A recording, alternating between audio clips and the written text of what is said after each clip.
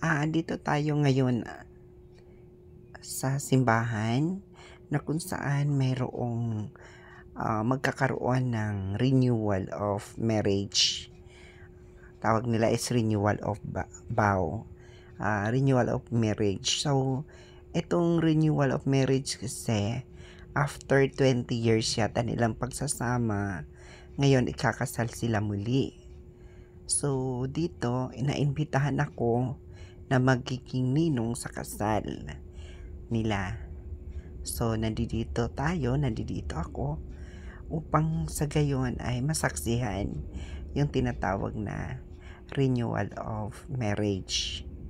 So, ito nakita nyo po, ako itong nakatayo. Ayan, ako po itong nakatayo na kung saan pinagmamasdan ko yung lahat ng mga nandirito.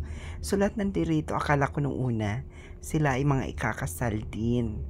Kasi may mga partner. Yung subalit, sila pala yung mga ninong at ninang ng ikakasal. So, yung ikakasal, wala pa dito. Okay naman yung mga flower arrangement. Malit lang yung simbahan. Kasi yung simbahan dito is sa Christian, pang-Christian, no? Christian. So, yun. Waiting po tayo. Waiting din po tayo dito sa pastor na magkakasal sa kanila. So, marami na yung mga tao dito. Ayan.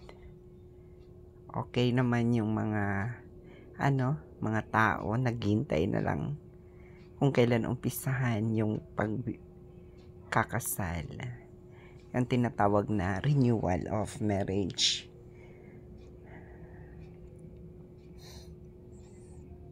Ayan, nasa may red carpet. Diyan dadaan yung ikakasal sa red carpet na yan. Anyway, bakit kaya red carpet? Anong ginagamit? Yun din ang tanong ko lagi Bakit red carpet sa mga gantong okasyon? Hindi ko alam kung anong sinisimbolo niyan. Why red carpet? So, sa dulo ng red carpet na yan, dyan uupo ngayon yung ikakasal. So, nakaready na po pati mga photographer, nandito na din. Actually, yung mga photographer na yan ay mga member din dito sa simbahan na ito. So, yan, hindi na po natin babanggitin kung anong simbahan ito. Pero,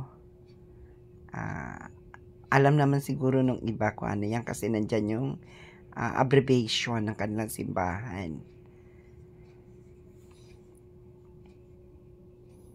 So, waiting na lang po tayo sa pari. Ay, hindi pala pari ang tawag nila, pastor. Oo. Waiting pa tayo sa pastor. Of course, waiting din tayo sa ikakasal. Medyo ang tagal-tagal.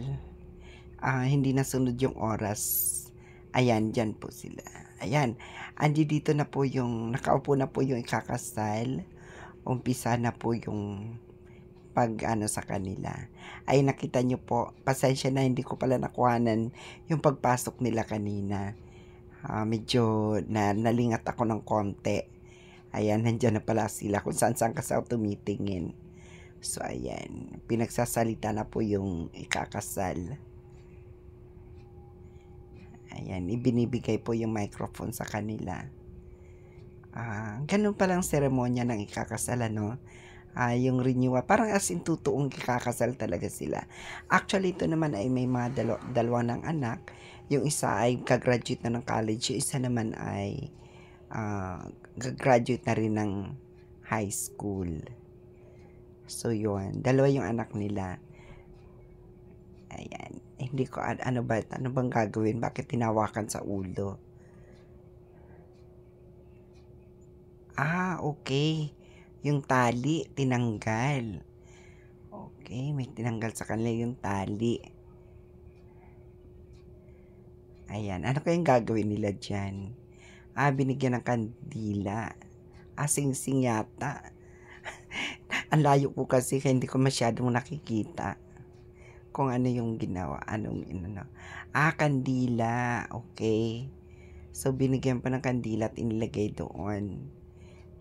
kandila kasi ilaw, maging gabay sa kanila, sa kanilang pagsasama. Okay. Ay, nung nagkaroon sila ng kissing. Okay, tanda ng pagmamahalan.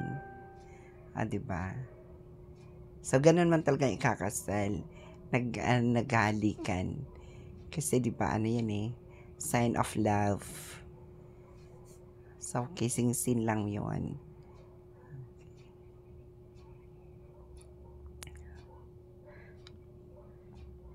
So, ayan. First time ko ngayon nakaka-attend ng ganito ng ganitong seremonya ng kasal. This is my first time actually.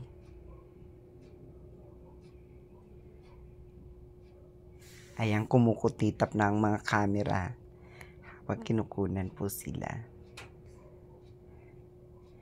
Ayan, tayo naman ay dito lang po tayo sa malayo. Kasi nakakaya naman kung lumapit pa tayo. Kasi di man tayo official photographer o taga-video. So, dito lang. Ayan, kinukuhanan na po sila. Ayun. Ayun, pumasok na naman. Sino ba to? Okay. Sila yung pumasok kanina. Ayan. So, panimbago yan. Pumasok po sila. Yung mag-asawa.